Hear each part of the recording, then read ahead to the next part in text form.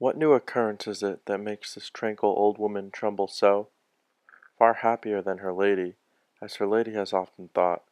Why does she falter in this manner, and look at her with such strange mistrust? What is the matter? Sit down and take your breath. Oh, my lady, I have found my son, my youngest, who went away for a soldier so long ago, and he is in prison. For debt? Oh no, my lady, I would have paid any debt, and joyful.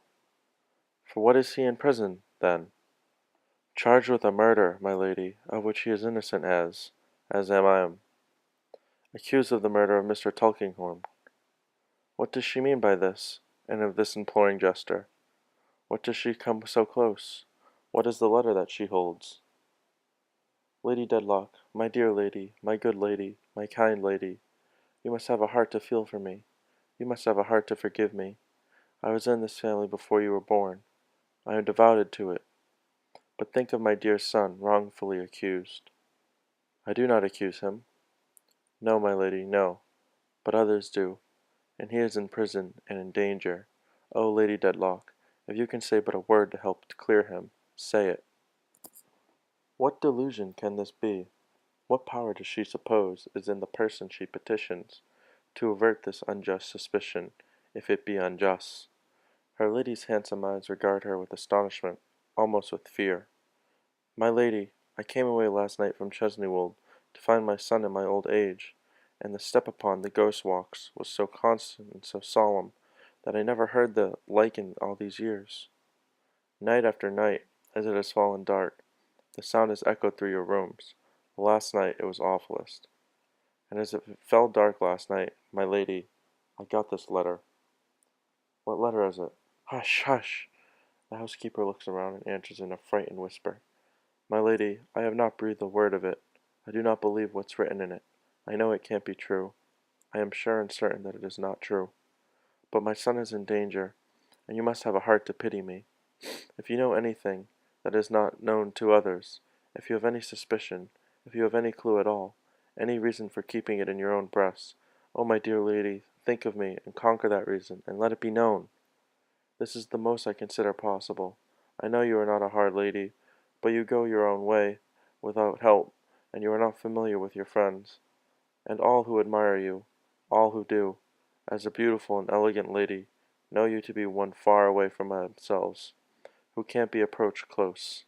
My lady, you may have some proud or angry reason for disdaining to utter something that you know.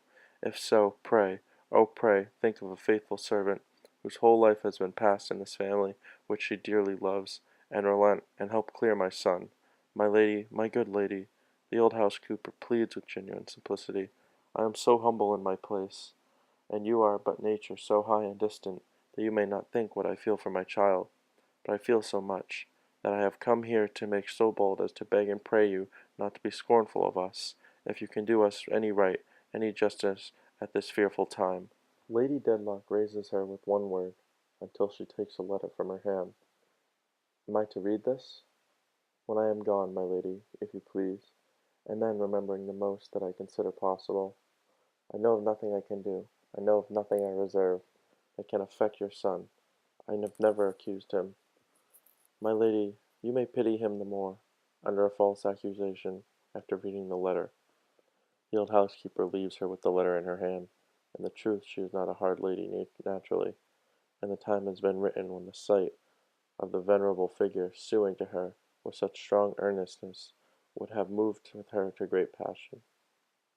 But so long accustomed to supporting emotion, and keep down reality, so long schooled for her own purposes, in that destructive school which shuts up the natural feeling of the heart, like flies in amber, and spreads one uniform and dreary gloss over the good and bad, the feeling and the unfeeling, the sensible and the senseless. She had subdued even her wonder until now. She opens the letter. Spread out upon the paper is a printed account of the discovery of the body, as it lay face downward on the floor, shot through the heart, and underneath is written her own name, with one word, murderess, attached.